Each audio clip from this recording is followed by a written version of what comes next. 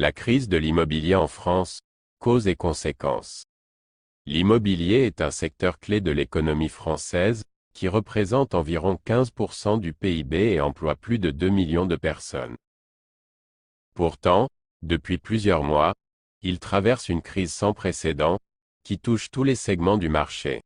Le neuf, l'ancien, le locatif, le résidentiel et le tertiaire.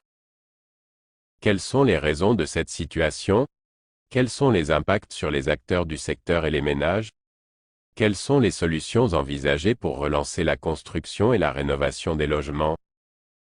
Cet article vous propose un panorama de la crise de l'immobilier en France. Les causes de la crise.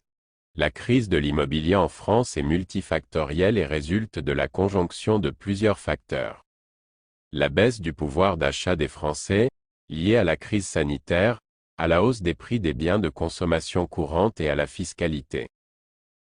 Selon l'INSEE, le revenu disponible brut des ménages a reculé de 0,5% en 2022 et de 0,8% au premier trimestre 2023. Cette baisse du pouvoir d'achat réduit la capacité d'épargne et d'emprunt des ménages, qui sont moins enclins à investir dans l'immobilier. Le durcissement des conditions d'accès au crédit immobilier, imposé par le Haut Conseil de stabilité financière, HCSF, fin 2021. Pour limiter le risque d'endettement excessif des ménages, le HCSF a recommandé aux banques de respecter un taux d'effort maximal de 35% et une durée d'emprunt maximale de 25 ans pour les prêts immobiliers. Ces mesures ont exclu du marché du crédit les ménages les plus modestes, les primo-accédants et les investisseurs locatifs. La flambée des coûts de construction, due à la pénurie de matériaux, bois, acier, béton, etc. À la hausse des prix des matières premières, pétrole, gaz, etc. Et à la difficulté à recruter des ouvriers qualifiés. Selon la Fédération française du bâtiment, FFB, le coût de construction a augmenté de 10% en moyenne en 2022 et devrait encore progresser de 7% en 2023.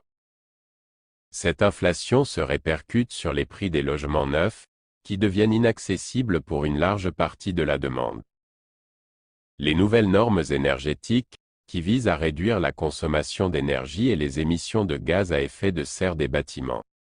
Depuis le 1er janvier 2023, la réglementation environnementale 2020, RE 2020, s'applique aux constructions neuves et impose des exigences renforcées en matière d'isolation, de ventilation, de chauffage et de production d'énergie renouvelable. Par ailleurs, depuis le 1er avril 2023, tout propriétaire d'une maison individuelle ou d'un immeuble comportant plusieurs logements classés F ou G doit réaliser un audit énergétique obligatoire avant la vente du bien. Ces normes ont pour effet d'augmenter le coût de construction et de rénovation des logements, mais aussi de dévaloriser les biens les moins performants sur le marché. Les conséquences de la crise. La crise de l'immobilier en France a des répercussions négatives sur l'ensemble du secteur et sur les ménages. Le ralentissement du marché du neuf, qui se traduit par une chute des ventes et des mises en chantier. Selon la Fédération des promoteurs immobiliers, FPI, les réservations d'appartements neufs ont reculé de 34% au premier trimestre 2023 par rapport à la même période en 2022, atteignant le niveau le plus bas depuis 10 ans. Les ventes de maisons neuves ont, quant à elles, chuté de 31,3% en 2022, selon Pôle Habitat FFB. Le nombre de logements commencés a baissé de 9,7% en 2022 et de 15,4% au premier trimestre 2023, selon le ministère de la Transition écologique. Le retournement du marché de l'ancien, qui se manifeste par une baisse des transactions et des prix. Selon les notaires de France, le volume des ventes de logements anciens a diminué de 8,6% en 2022 et de 12,3% au premier trimestre 2023. Les prix ont reculé de 0,9% en moyenne dans les 10 plus grandes villes du pays depuis le début de l'année 2023, selon Meilleurs Agents. Ce cycle baissier s'explique par la baisse du pouvoir d'achat immobilier des ménages, par le déséquilibre entre l'offre et la demande et par la dégradation de la qualité du parc immobilier. La pression sur le marché locatif, qui résulte de la diminution de l'offre et de l'augmentation de la demande. D'une part, l'offre locative se réduit en raison du blocage des loyers pour les logements classés F ou G depuis le 24 août 2022, qui décourage les propriétaires bailleurs, et du transfert d'une partie des logements locatifs vers les plateformes de location saisonnière. D'autre part, la demande locative s'accroît en raison du report des projets d'achat immobilier et de la mobilité résidentielle liée au télétravail. Cette situation entraîne une tension sur les loyers, notamment dans les zones tendues. L'aggravation de la précarité énergétique, qui concerne les ménages qui consacrent plus de 10% de leurs revenus à payer leurs factures d'énergie ou qui souffrent d'un inconfort thermique dans leur logement. Selon l'Observatoire national de la précarité énergétique, ONPE, 6,8 millions de ménages étaient en situation de précarité énergétique en 2019, soit 15% de la population. Ce chiffre risque d'augmenter avec la hausse des prix de l'énergie et la dégradation du parc immobilier. Les solutions pour relancer le secteur.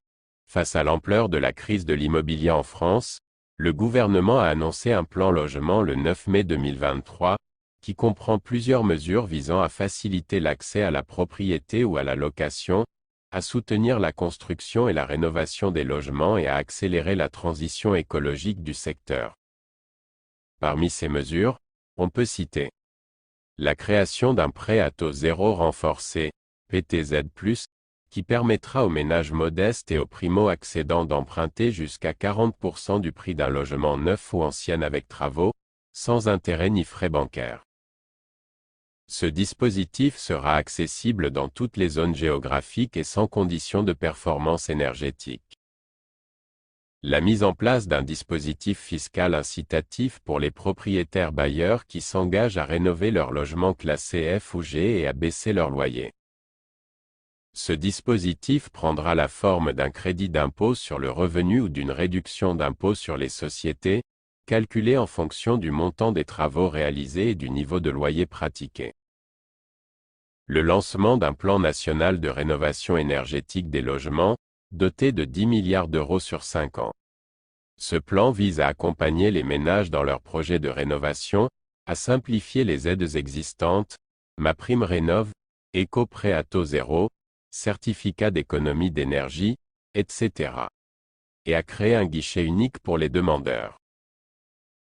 La création d'un fonds national pour la rénovation du parc social, doté de 4 milliards d'euros sur 5 ans sur. Ce fonds permettra de financer la rénovation de 500 000 logements sociaux d'ici 2028, en priorisant les plus énergivores et les plus vétustes. La relance de la construction de logements neufs, grâce à la mobilisation du foncier public et privé, à la simplification des normes et des procédures, à la révision du zonage du dispositif Pinel et à la création d'un label qualité pour les promoteurs immobiliers. Ces mesures visent à redonner confiance aux acteurs du secteur immobilier, à stimuler l'offre et la demande de logements, à améliorer le confort et le pouvoir d'achat des ménages et à contribuer aux objectifs de lutte contre le changement climatique.